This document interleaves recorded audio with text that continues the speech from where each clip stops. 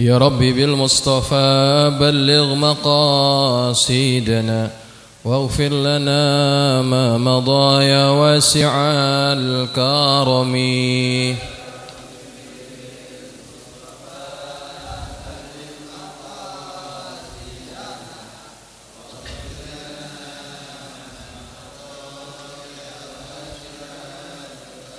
يا ربي هيئ لنا من أمرنا رشدا واجعل معونتك الحسنى لنا مددا.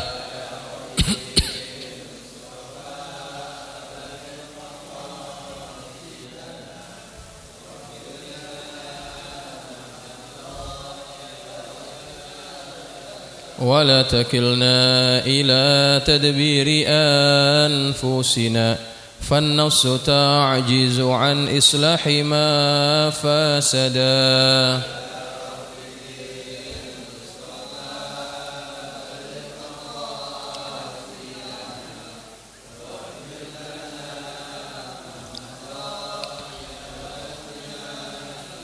أنت الكريم وقد جهزت يا آملي إلى أيادك وجها سائلا ويدا.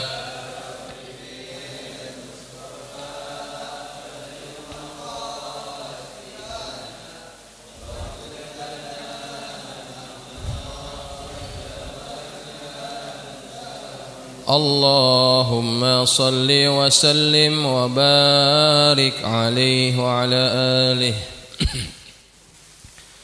الفاتحة إلى حضرة النبي المصطفى محمد صلى الله عليه وسلم ثم إلى روح آبائه وإخوانه من الأنبياء والمرسلين وآل كل منهم والصحابة أجمعين وتابعين لهم بإحسان إلى يوم الدين ثم إلى روح الأولياء والشهداء والصالحين والعلماء العاملين أينما كانوا من مشارق الأرض إلى مغاربها وأن الله يعلي درجاتهم في الجنة ويعيد علينا من بركاتهم وأسرارهم وأنوارهم وعلومهم ونفحاتهم في الدين والدنيا والآخرة ثم إلى أرواح مشايخنا ومعلمينا الحبيب عبد الرحمن محمد زكاه وسلم لك الشافعي حزمي وسلم لك حسن مرزقي وسلم لك عبد الشكور ملي وسلم لك شيخ ناصير وسلم إلى روح الأبي عبد الرحمن زكاه وسلم لك عبد الشرف عبد الله الشافعي وسلم إلى روح كان شبابك يا ما سلطي فضل الله وسلم لك يا مشرف الدين عبد الغاني بأن الله يتغشاهم بالرحمة والمغفرة ويعيد عليهم بركاتهم وأسرارهم وأنوارهم وعلومهم ونفحاتهم في الدين والدنيا والآخرة ثم إلى روح مؤلف هذا الكتاب الإمام النووي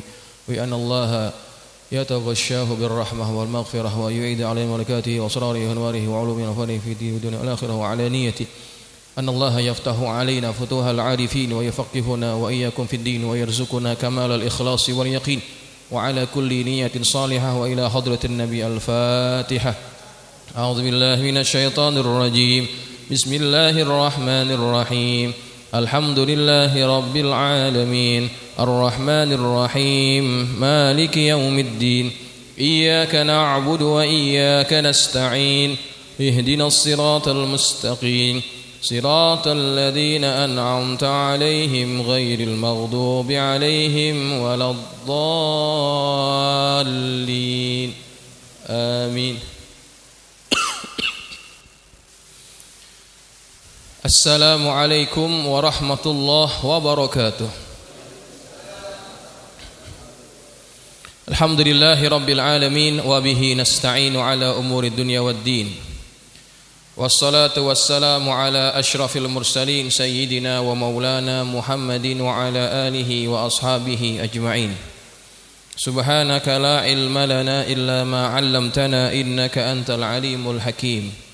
رب اشرح لي صدري ويسر لي أمري واحلل عقدة من لساني يفقه قولي أما بعد فإن أصدق الحديث كتاب الله تعالى وخير الهدي هدي محمد صلى الله عليه وسلم وشر الأمور محدثاتها وكل محدثة بدعة وكل بدعة ضلالة وكل ضلالة في النار. Hadirin jamaah yang dirahmati Allah sekalian, alhamdulillah puji dan syukur kita panjatkan kehadirat Allah Subhanahu wa taala atas nikmat dan karunia yang hingga saat ini kita dapat rasakan, dan Allah mudahkan langkah kita Allah kurniakan kita taufik dan hidayahnya sehingga dapatlah kita hadir di majelis yang mulia ini dalam rangka kita menuntut ilmu, memperbaiki diri. Mudah-mudahan Allah jadikan kita menjadi orang yang lebih baik daripada sebelumnya. Allah kurniakan kita ilmu yang bermanfaat. Kita keluar daripada majelis ini, Allah ampuni dosa-dosa kita. Amin, Allahumma amin. Baik jamaah yang dirahmati Allah sekalian, kita akan teruskan, kita akan menyambung pengajian kitab hadis Riyadhus Shalihin. Pada minggu yang lalu kita berhenti pada hadis yang kedua. Kalau di kitab bapak-bapak sekalian itu berada pada halaman yang ke-36 ya. Kalau yang ingin lihat bukunya, kitabnya silakan diambil di belakang, masih ada itu. Kalau yang ingin pegang dan lihat bukunya silakan. Bismillahirrahmanirrahim. Qala Syekhul Musannif rahimahullahu taala wa ghafara lahu wa liwalidayhi wa limasyayikhihi wa nafa'ana bihi wa bi'ulumihi wa bikum fid dharain amin. Qala radhiyallahu ankum. Wa an ummil mu'minina ummi Abdillah Aisyah radhiyallahu anha qalat qala Rasulullah sallallahu alaihi wasallam yaghzu jayshun al-Ka'bata fa idza kanu bi bayda min al-ardi yukhsafu bi awwalihim wa akhirihim. Qalat qultu ya Rasulullah kaifa yukhsafu bi awwalihim wa akhirihim wa fihim aswaquhum wa man laysa minhum. Qala yukhsafu bi awwalihim wa akhirihim thumma yub'atsuna ala niyatihim. Muttafaqun alaihi wa hadza lafzul Bukhari. Jamaah yang dirahmati Allah, hadis ini diriwayatkan dari sahabat Nabi dan juga istri Nabi yang bernama Aisyah radhiyallahu anha. Tentang beliau kita sudah membahas, kita masuk kepada matan hadis. Rasulullah sallallahu alaihi wasallam bersabda, yaghzu jayshun al-Ka'bata. Ada satu pasukan menyerbu Ka'bah. Fa idza kanu bi bayda'a minal ardi, maka tatkala mereka berada di tanah lapang, yukhsafu bi awwalihim wa akhirihim, mereka dibenamkan ke bumi dari awal pasukan hingga akhirnya. Ya. Sekarang kita ingin bahas pasukan yang pernah menyerang Ka'bah itu pasukan yang mana? Yang Allah tenggelamkan mereka semua. Pasukan apa kira-kira? Pasukan bergajah? Baik, kita lihat. Pasukan bergajah memang pernah menyerang kota Mekah. Khususnya mereka ingin menghancurkan Ka'bah. Pasukan ini dipimpin oleh Abrahah, seorang gubernur berbangsa Yaman, beragama Nasrani. Dia ingin menghancurkan apa? Menghancurkan Ka'bah. Tetapi pasukan ini dibenamkan atau dibinasakan dengan tentara burung. Rasanya bukan dibenamkan ya. Karena kalau kita baca Al-Quran, wa arsala alaihim tayran ababil tarmihim bihijaratin min sijil faja'alahum ka'asfim ma'kul. Ya. Kata Allah, wa arsala alaihim, Allah utus atas mereka tayran ababil, burung ababil. Itu burung apa? Namanya bukan burung ababil. Burungnya memang burung. Ababil itu yang terbang berkelompok-kelompok, itu namanya ababil. Ya, bukan nama burungnya ababil. Ababil itu sifat yang mana burung itu ketika terbang berkelompok-kelompok. Gitu. Kayak bangok. Wallahu alam, kayak bangok kayak apaan? Iya, pokoknya burungnya itu berkelompok. Tarmihim, yang burung ini melempar mereka bihijaratin, dengan batu-batu, min sijil. Apa sijil? Daripada neraka. Ada yang bilang sijil itu maksudnya batunya sudah ditulis namanya siapa yang kena. Jadi kalau batunya itu ditimpakan kepada Orang yang ditentukan untuk kena maka pasti kena. Jadi burungnya ini memegang batu itu di dua kakinya. Kemudian di paruhnya juga memegang batu itu. Ketika batu itu dilemparkan, ya, setiap yang jatuh dari atas ke bawah pasti sakit kenanya. Betul nggak? Walaupun bendanya kecil. Ya, karena ada gaya apa? Gaya gravitasi yang menyebabkan barang itu ketika jatuh sakit. Karena kuat, ya. Batu itu selain nggak besar batunya, kecil, ya, bukan batunya batu kayak batu kali begitu ya.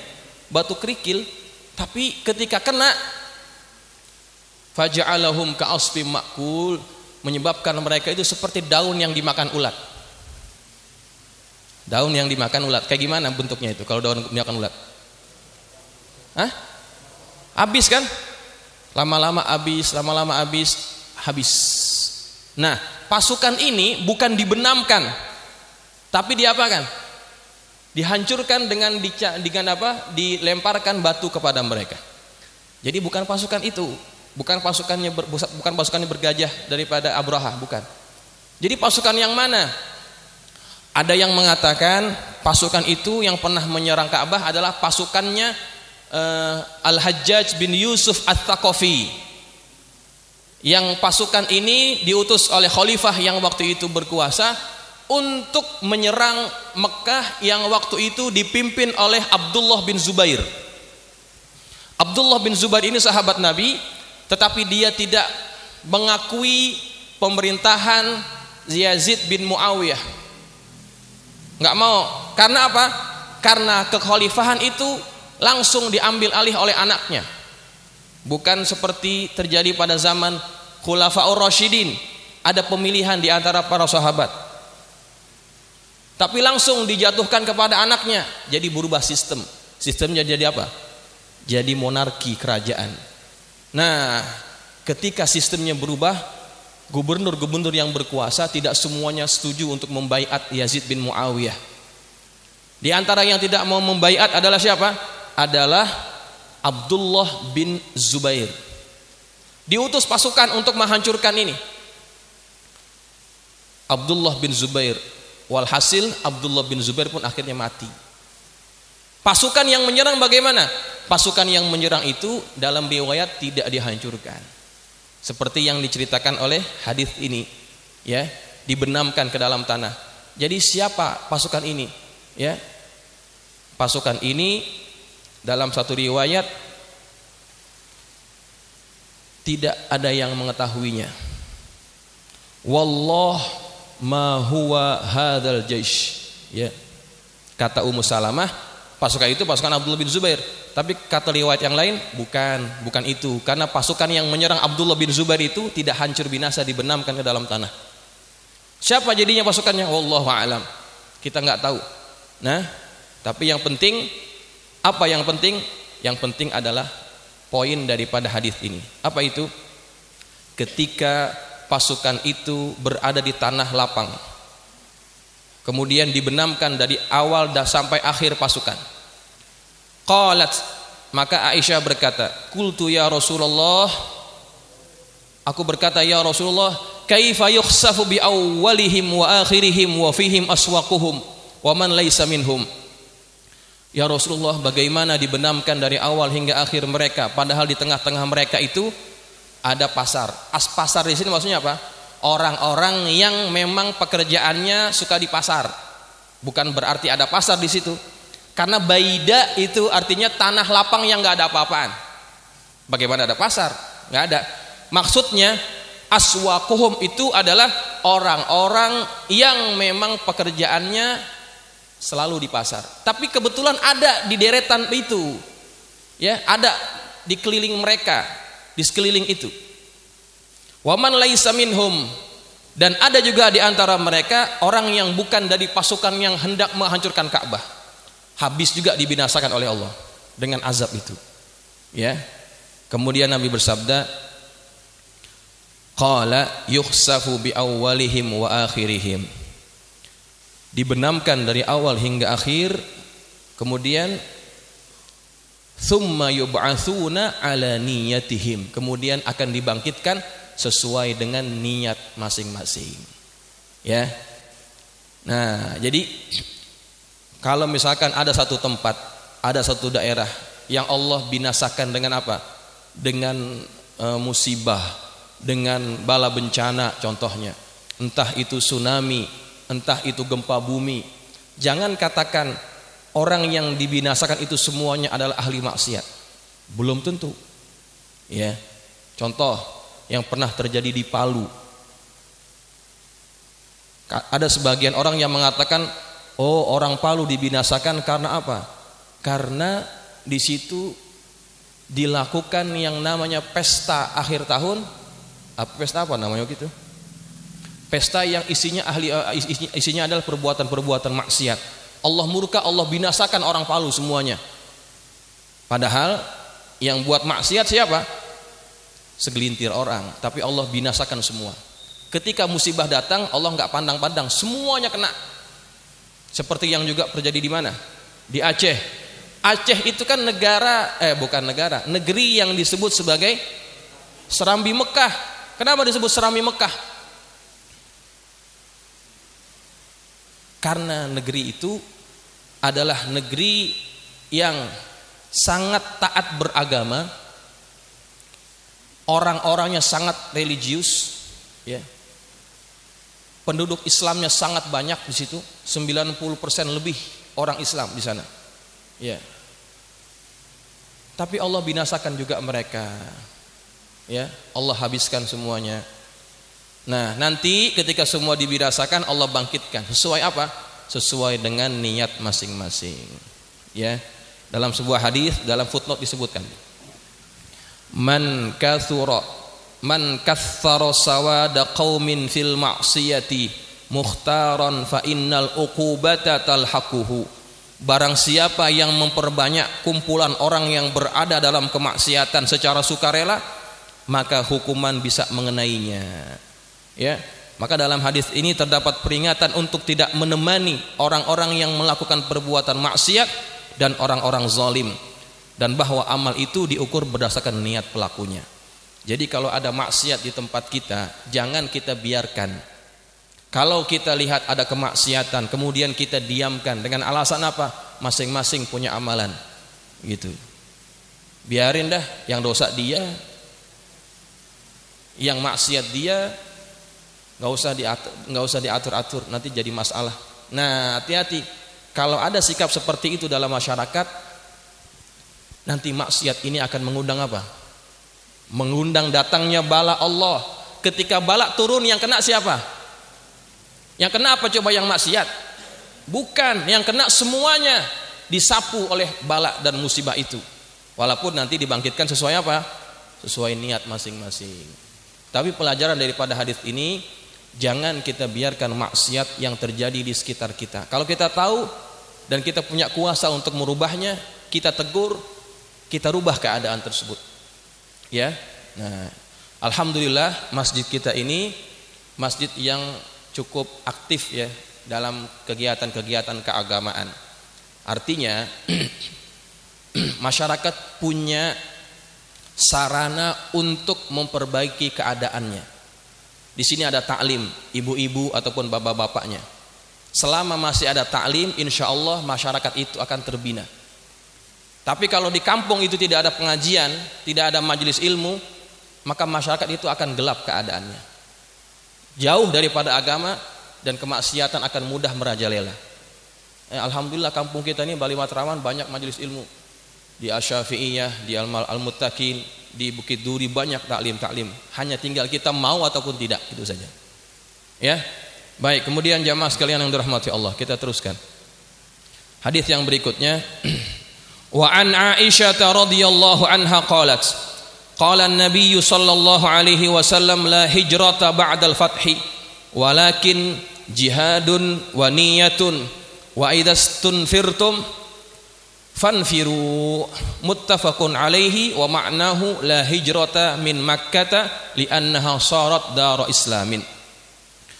Dari Aisyah radhiyallahu anha Dia berkata bahwa Nabi SAW bersabda, la hijrata ba'dal fathi, tidak ada hijrah setelah Fathu Makkah, walakin jihadun wa niyatun, akan tetapi yang ada adalah jihad dan niat.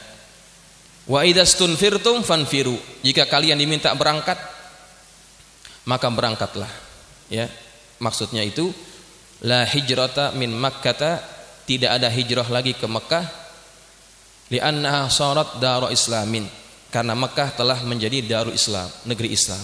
Nah, hadis ini tidak terlalu panjang penjelasannya, bahwa hijrah itu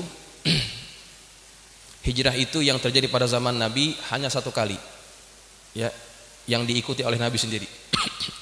Dari Mekah ke Madinah. Nah, setelah Makkah itu sudah ditaklukkan, sudah dikuasai kembali, berarti kan negeri Mekah sudah menjadi Darul Mukminin ataupun Darul Islam. Maka ketika Mekah sudah dikuasai dan menjadi Darul Islam, orang-orang yang ada di Mekah tidak diminta lagi untuk ikut pindah ke Madinah. Maksudnya begitu. La hijrata ba'dal fathi, tidak ada hijrah lagi setelah pembukaan kota Mekah. Jadi orang-orang Mekah yang pada waktu itu sudah dibuka lagi ke kotanya, sudah dikuasai oleh kaum mukminin, nggak perlu lagi hijrah ke Madinah. Tapi yang ada apa? Yang ada adalah jihadun wa niyatun, jihad dan juga niatnya. Maksudnya apa? Seandainya mereka ada di kalangan mereka itu yang tidak sempat ikut hijrah pada gelombang yang pertama bersama Nabi dan para sahabatnya, karena apa? Karena mereka lemah, karena mereka nggak ada kekuatan, terpaksa tinggal di Mekah. Maka ketika Mekah sudah dikuasai oleh Rasulullah, maka kata Nabi, nggak perlu hijrah lagi, nggak ada hijrah lagi, tinggal saja di Mekah. Karena kamu juga ada niat waktu itu, niat untuk apa? Niat untuk hijrah, tapi kalian tidak mampu untuk melakukannya. Pahalanya tetap dapat. Begitu maksud hadis ini, ya. Baik. Kemudian kita baca hadis yang berikutnya. Wa an Abi Abdullah Jabir bin Abdullah Al-Ansari radhiyallahu anhuma. Dari Abi Abdullah Jabir bin Abdullah Al-Ansari radhiyallahu anhuma. Semoga Allah meridhai keduanya. Kalau ada perkataan radhiyallahu anhuma bermakna anak dan bapak dua-duanya sahabat. Jabir bin Abdullah, Jabir itu sahabat, bapaknya Abdullah itu juga sahabat Nabi. Saya sedikit cerita tentang beliau, ya, karena ini hadis pertama yang kita baca daripada beliau. Jabir bin Abdullah ini orang Madinah, berasal daripada Bani Khazraj, ya. Di Madinah itu ada suku bangsa besar dua, ada Aus, ada Khazraj. Sebelum Nabi datang, dua suku bangsa besar ini selalu berperang bertahun-tahun, beratus tahun, nggak pernah akur. Ketika Nabi datang ke kota Madinah, didamaikan oleh baginda Rasulullah, menjadi kaum Ansor. Nggak ada lagi Bani Khazraj ataupun namanya asobiyah sesama kaum, tidak ada. Semuanya orang Madinah disebut Al-Ansari, ya, orang Ansor. Nah, orang ini apa namanya? Jabir ini adalah orang Khazraj, Bani Khazraj, ya. Bapaknya wafat ketika perang Uhud. Bapaknya wafat. Sedangkan Jabir waktu itu masih kecil. Sebelum perang Uhud ada perang yang dilakukan oleh Nabi dan para sahabat. Perang apa itu? Yang pertama perang apa? Perang Badar. Perang Badar Jabir nggak ikut. Perang yang kedua perang Uhud Jabir juga nggak ikut. Apa alasannya Jabir nggak ikut? Karena dilarang oleh bapaknya. Nggak boleh ngikut, masih kecil, nggak usah. Bapaknya aja yang ikut perang. Waktu perang Uhud bapaknya wafat. Setelah perang Uhud barulah Jabir itu ikut perang bersama Nabi selama 19 perang setelahnya. Selalu ikut Jabir ini. Masya Allah, Jabir ini sahabat Nabi yang sangat cinta kepada Rasulullah. Hadis yang diriwayatkan oleh beliau itu banyak. Dalam biografi beliau disebutkan beliau ini meriwayatkan hadis daripada Rasulullah sebanyak 1540 hadis. Banyak itu. Di kalangan sahabat yang banyak meriwayatkan hadis, di antaranya Jabir bin Abdullah. Dan beliau ini banyak menyaksikan mukjizatnya Nabi. Ya. Dia sering lihat mukjizat Nabi. Nih. Waktu itu bapaknya meninggal.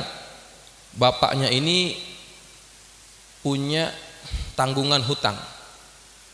Dikasih tahu sama bapaknya kalau sebelum ikut perang ya, dikasih tahu bahwa bapaknya itu punya hutang sekian dengan si fulan. Nah, ketika bapaknya wafat, Jabir ketempuan untuk bayar hutang bapaknya. Dia juga punya kebun kurma, ada hasilnya. Tetapi setelah dihitung-hitung, hasilnya itu tidak cukup untuk membayar hutang bapaknya. Ya. Enggak cukup. Kemudian dia bingung, gimana ya Rasulullah, ini orang pada datang ke rumah saya minta hutangnya, minta dibayarkan hutangnya, tapi hasil kebun kami tidak cukup. Kemudian Nabi tanya, mana korma yang kamu sudah tuai? Maka Nabi datang.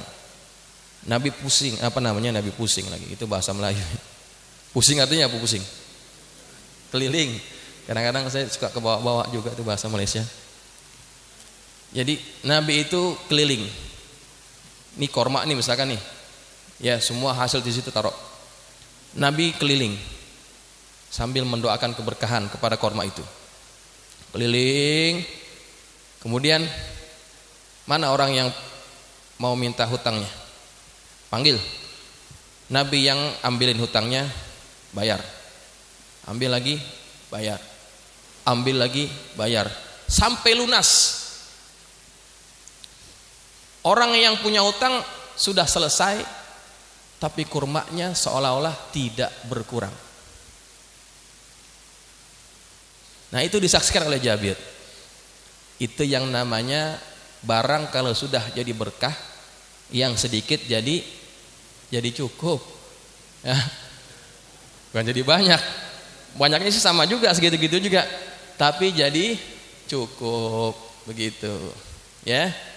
Pelajaran bagi kita, kalau kita punya hajatan atau apa saja, minta supaya makanan yang kita sediakan untuk tetamu itu biar apaan? Bukan biar cukup, biar berkah. Kalau berkah pasti cukup. Nah, gitu. Itu yang paling kita harus lakukan itu ya. Doa, ya Allah, misalkan nih kita buat hajatan, makanan sudah datang, catering sudah datang.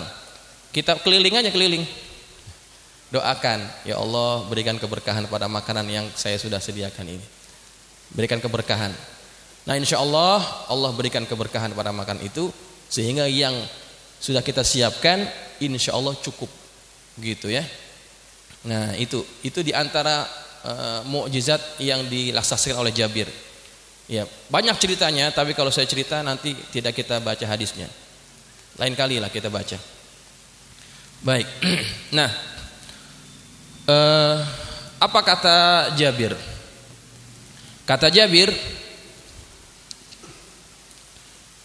kunna ma'an nabiyyi sallallahu alaihi wasallam fi ghazatin.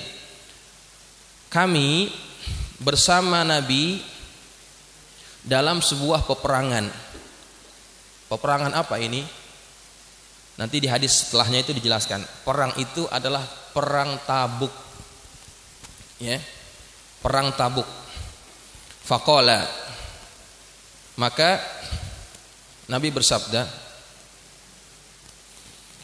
inna bil madinati larijalan masirtum masiran. Sesungguhnya di Madinah terdapat orang-orang yang mana mereka tidak menempuh jalan. wala qata'tum wadiyan, dan tidak juga melintasi lembah, illa kanu ma'akum, melainkan mereka bersama-sama kalian. Bersama-sama kalian maksudnya apa? Bersama dalam hal pahala. Orangnya enggak ngikut perang, orangnya ada di Madinah, tapi mereka dapat pahala seperti orang yang ikut perang. Apa alasannya? Habasahumul maradu, karena mereka terhalang oleh sakit, gitu ya. Nah, hadis yang berikutnya kita baca lagi. Wa fi riwayatin illa syarakukum fil ajri, melainkan mereka bersekutu dengan kalian dalam pahala. Hadis berikutnya hampir sama. Ini hampir sama hadisnya. Hadis berikutnya itu daripada sahabat Nabi Abi Yazid, Ma'an bin Yazid. Bukan. Mana nih? Hadis yang berikutnya daripada Anas radhiyallahu anhu qala, raja'na min ghazwati Tabuk ma'an Nabi sallallahu alaihi wasallam. Kami kembali daripada perang Tabuk bersama Nabi sallallahu alaihi wasallam. Faqala, maka Nabi bersabda, inna aqwaman khalfana bil madinati, sesungguhnya ada orang-orang di belakang kita di Madinah, masalakna syi'ban wala wadiyan illa wahum ma'ana, yang tidaklah kita melintasi jalan di pegunungan dan juga tidak melintasi lembah, melainkan mereka bersama-sama kita. Habasahumul uzru, mereka tertahan oleh uzur. Sama hadisnya, dua-duanya hampir sama. Jadi Nabi menjelaskan kepada kita bahwa pernah terjadi pada zaman Nabi, ada sekumpulan orang, sekelompok orang yang ketika Rasulullah dan para sahabatnya pergi ke medan perang, melintasi lembah, melintasi gunung pasir, tetapi yang di Madinah itu mereka tidak ikut perang. Akan tetapi mereka mendapatkan ganjaran pahala yang sama. Mereka enggak bisa ikut perang karena apa? Habasahumul marad, mereka tertahan oleh sakitnya, ada uzurnya. Dalam satu riwayat bukan hanya yang sakit, ada juga yang mau ikut tapi terpaksa menjaga orang-orang yang mesti dijaga olehnya, nggak bisa ngikut. Tapi niatnya ada, niatnya ingin apa? Niatnya ingin ikut perang bersama Rasulullah dan para sahabatnya. Kemudian Nabi katakan, illa syarakukum fil ajri, melainkan mereka bersekutu dengan kalian, sama-sama dengan kalian dalam hal pahalanya. Orangnya nggak ngikut perang. Bapak-bapak sekalian, perang Tabuk itu di antara perang yang terberat yang Nabi hadapi. Kenapa berat? Jaraknya jauh, cuacanya panas. Masya Allah, itu luar biasa. Sehingga sekumpulan orang ini nggak jadi ngikut perang, pulang lagi ke Madinah. Kenapa? Diprovokasi oleh orang-orang munafik. Nggak usah ikut perang, mau ngapain? Jauh lagi, panas, belum tentu menang. Itu kata orang munafik. Maka sebagian ada yang terprovokasi, mundur lagi ke Madinah, nggak ngikut. Tapi ada yang sebenarnya mau ngikut tapi nggak bisa ngikut karena sakit. Ya, tapi niatnya ada. Kata Nabi apa? Illa syarakukum fil ajri, mereka ikut bersama kalian dalam hal pahalanya. Coba, ya, orangnya nggak ikut perang, pahalanya dapat. Itu karena apa? Karena niat. Ya, jadi niat itu luar biasa. Walaupun kita misalkan nggak mengamalkan perbuatan itu, hanya karena niat Allah berikan pahalanya. Dalam satu hadis yang lain, idza maridal abdu aw safara kutiba lahu mithlu ma kana yu'malu muqiman sahihan. Mithlu ma kana ya'malu muqiman sahihan. Kata Nabi, apabila seseorang hamba itu sakit ataupun dia bermusafir, ya, maka tetap dituliskan baginya apa yang selalu dia lakukan ketika dia dalam keadaan mukim atau dalam keadaan sehat. Bapak-bapak kan punya kebiasaan datang apa? Datang ke masjid untuk sholat apa? Salat jamaah, ya kan? Menjadi rutinitas kita salat jamaah kemana? Ke masjid. Kadang-kadang kita kan nggak selalunya sehat, ya kan? Kadang-kadang kita sakit, kadang-kadang kita pergi musafir. Ada pahala yang Allah berikan kepada orang yang istiqomah melakukan satu amalan. Ketika dia tidak bisa pergi ke masjid salat berjamaah seperti kebiasaannya waktu sehat, maka sewaktu dia sakit itu Allah tetap tulis pahalanya sempurna. Tuh, coba. Siapa yang bilang? Nabi SAW. Hadisnya Bukhari, jelas. Hadisnya sahih. Idza maridal abdu aw safara kutiba lahu mithlu ma kana ya'malu muqiman sahihan. Allah tuliskan sempurna. Coba. Niat itu luar biasa. Makanya kalau kita masih sehat, biasakan hadir ke tempat-tempat baik, biasakan mengamalkan perbuatan-perbuatan baik.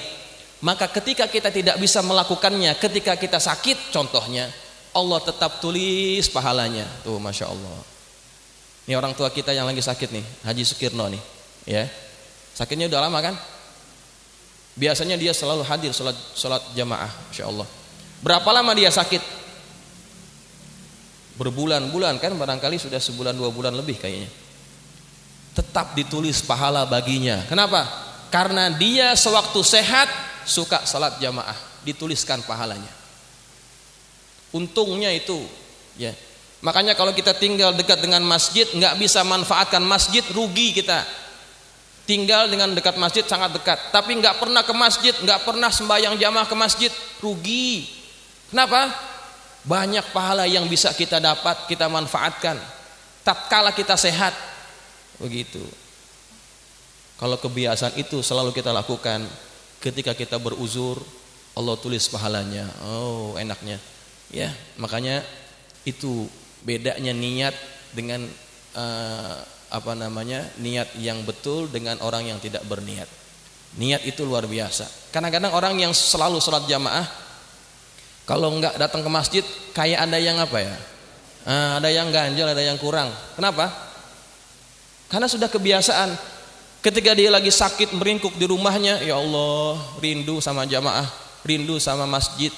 Ya Allah, kepengen sembahyang jamaah lagi. Keinginan itu adalah niat yang menyebabkan dia tetap dituliskan pahalanya. Oh, insyaallah. Jadi insyaallah kita mudah-mudahan istiqomah dalam kebaikan-kebaikan ini, ya.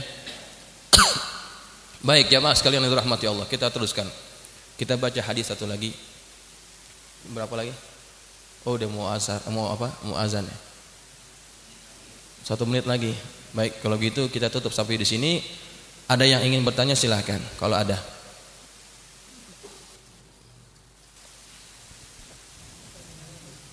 Ya, itu dulu. Ini mau nanya, itu dulu.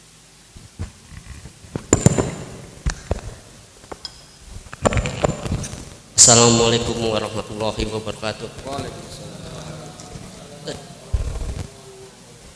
Saya mau nanya hadis yang kedua nih.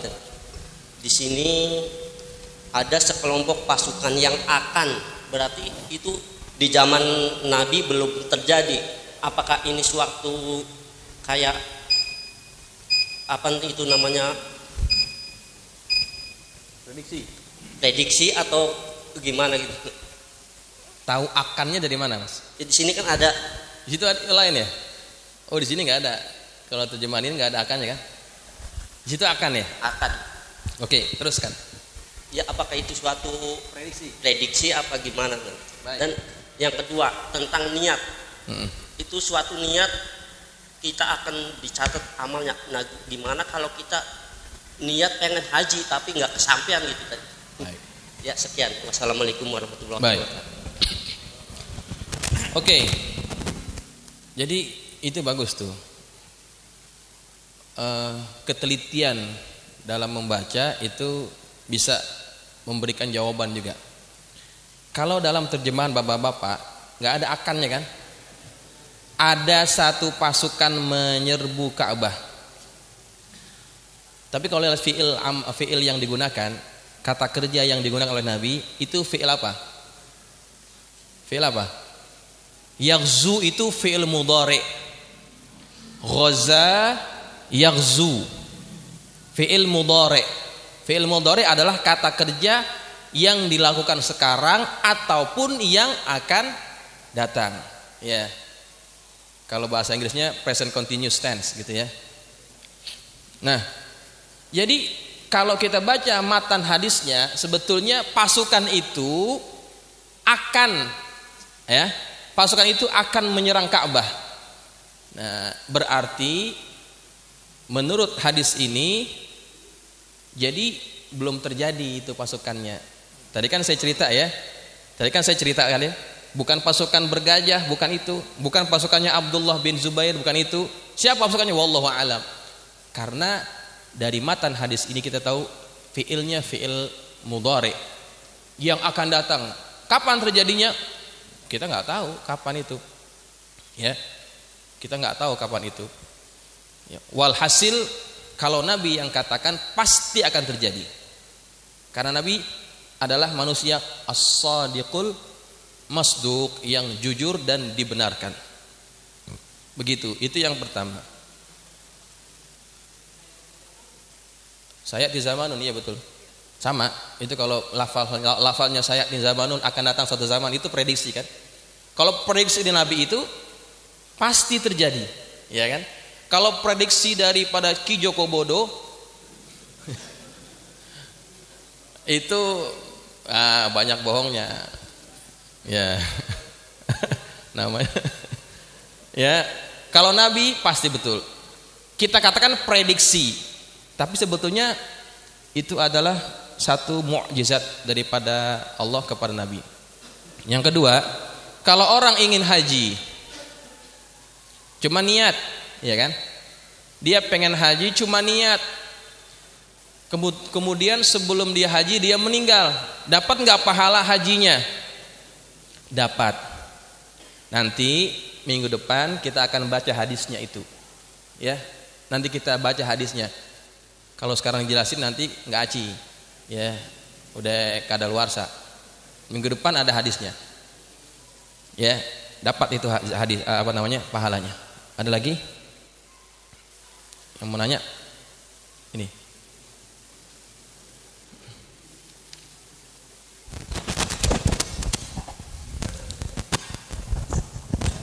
Assalamualaikum warahmatullahi wabarakatuh. Waalaikumsalam warahmatullahi. Di satu tempat lagi mau membangun masjid. Iya. Kemudian kontraktornya juga ikut membangun. Iya. Tapi kan dibayar. Begitu juga tukang-tukangnya. Iya. Apakah dia akan mendapatkan pahala yang sama juga? Bagaimana caranya supaya bisa dapat pahala yang sama? Maksudnya gimana? Maksudnya dengan yang nyumbang, dengan sementara dia membangun dengan dunianya dapat uang, yaitu dapat uang. Nah seperti itu misalnya. Terima kasih. Ya, baik. Ada orang yang membangun masjid karena kerjanya sebagai kontraktor. Apakah orang yang kerjanya sebagai kontraktor, dia yang buat bangunan masjid itu sampai jadi? Apakah dia dapat pahala seperti orang yang menyumbang hartanya untuk pembangunan masjid? Tentu tidak sama. Kenapa? Karena orang yang bekerja untuk membangun masjid, dia dapat bayaran, ya. Dia dapat bayaran. Bayaran itu sebagai balasan terhadap yang dia sudah lakukan. Ketika bayarannya dia minta dalam bentuk duniawi, itu saja balasannya, ya. Tetapi bagaimana kalau misalkan dia ingin ikut andil? Apakah bisa? Bisa dong. Bagaimana caranya? Contoh, kalau di proyek-proyek yang biasa 1 meter itu biayanya katakan 3 juta, ya. Tapi untuk masjid saya kasih 2 juta. Dari keuntungannya itu berkurang 1 juta. Ya kan, seharusnya dia dapat omset lebih banyak, tapi untuk masjid dia kurangkan keuntungannya. Maka dia dapat pahala atau tidak? Dapat. Karena dia mengurangi haknya maka hak itu akan diberikan balasannya berupa pahala yang akan dia berikan, yang akan dia dapatkan itu. Ya, tapi kalau semuanya saya ambil, semuanya harganya sama yang lain, maka yang dia dapat apa? Duniawi saja. Begitu. Sama seperti orang yang kerja di masjid ya, entah itu tukang-tukang yang benerin lampunya, atap dan sebagainya. Ya kalau misalkan dia kerjanya itu untuk mencari duniawi yang dia dapat. Ya. Tapi misalkan dia juga niatkan, biasanya kalau di luar itu 1 hari 2,5 ongkosnya, di masjid pego dah gitu ya. Gak apa-apa, untuk masjid dapat itu pahalanya, ya. Contoh itu ya, dapat dia pahalanya. Baik, saya kira begitu Pak. Ya, ada lagi? Cukup ya? Ya, dua-duanya. Waalaikumsalam warahmatullahi.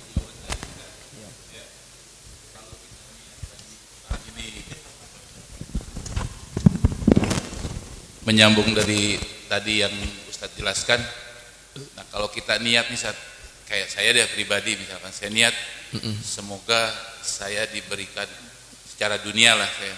Nah, apakah juga nanti akan juga dapat imbalan akhiratnya gitu loh Ustadz. Misalkan ini dari niat saya untuk, kan niat bisa mungkin ada niat akhirat, ada niat untuk dunia, kan juga ada niat mencari ridho Allah Ustadz. Nah, kalau ketika kita niat dunia, apakah kita juga dapat ridhonya Allah dan akan balasan juga, dapat balasan akhiratnya juga gitu Ustadz. Menyambung dari pertanyaan jawaban yang tadi.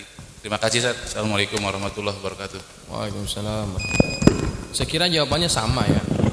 Kalau orang dalam pekerjaannya itu niatnya mencari dunia yang dia dapat. Hadisnya apa? Innamal a'malu binniyat. Maka apa yang kita kerjakan itu tergantung apa niat kita. Ya. Maka yang paling baik kalau memang kita kerjaan duniawi, ya kita kerjakan seperti biasa.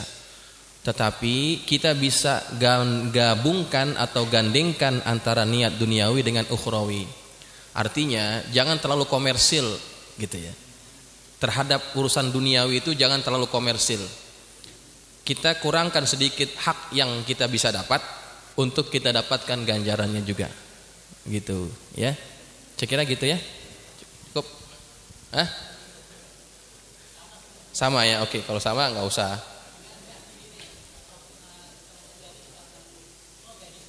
Ya.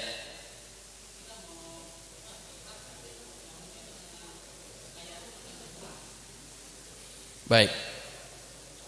Ini jadi masalah gaji nih. Masalah gaji. Ya, artinya ketika orang bekerja, memang dia berhak untuk dapat apa? Dapat gaji kan? Dia berhak dapat gaji. Contohnya sebagai guru lah. Guru dia mengajar orang, dia berhak dapat gaji tidak? Dapat dong. Karena apa? Ada sesuatu yang dia keluarkan, ada effort yang dia keluarkan, entah itu waktunya, tenaganya, pikirannya dan sebagainya. Berhak kita bayar itu. Ya. Lalu apakah kalau misalkan orang kalau sudah dapat gaji nggak dapat pahala?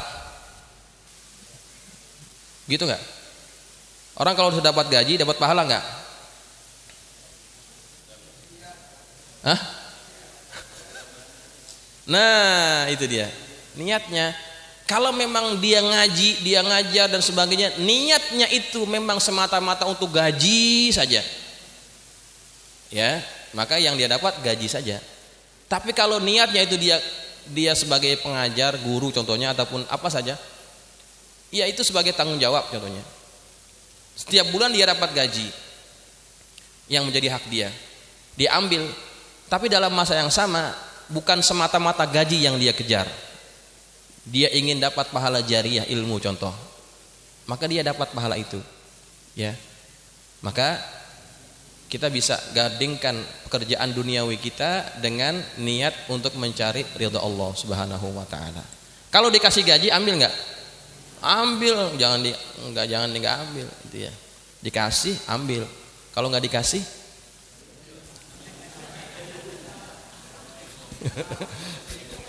kalau yang dikasih ingetin gitu ya. Iya. Oke. Nah, itu bercanda aja. Baik, saya kira cukup sampai di sini. Insyaallah minggu depan kita ketemu lagi. Mudah-mudahan sehat. Al-Fatihah. Bismillahirrahmanirrahim. Alhamdulillahirabbil alamin. Arrahmanirrahim. Maliki yaumiddin. Iyyaka na'budu wa iyyaka nasta'in. Shiratal ladzina an'amta 'alaihim ghairil maghdubi 'alaihim waladdallin. Bismillahirrahmanirrahim. Alhamdulillahirabbil alamin wassalatu wassalamu ala asyrafil mursalin sayyidina maulana Muhammadin wa ala alihi wa ashabihi ajma'in. Allahumma anfa'na bima 'allamtana wa 'allimna ma yanfa'una. Allahumma zidna wa la tanqusna wa akrimna wa la tuhinna wa'tina wa la tahrimna wa athirna wa la tu'thir 'alaina wa ardina wardu 'anna. Allahumma inna nas'aluka bihaqqi Fatimata wa abiha وبعلها وبنيها افتح علينا وعلى أولادنا وتلاميذنا فتوح العارفين فقهنا وإياكم في الدين وارزقنا كمال الإخلاص واليقين. اللهم ارزقنا فهم النبيين وحفظ المرسلين وإلهام الملائكة المقربين برحمتك يا أرحم الراحمين. اللهم اجعلنا من الذين يستمعون القول فيتبعون أحسنه. صلى الله على سيدنا محمد وعلى آله وصحبه وسلم والحمد لله رب العالمين. السلام عليكم ورحمة الله وبركاته.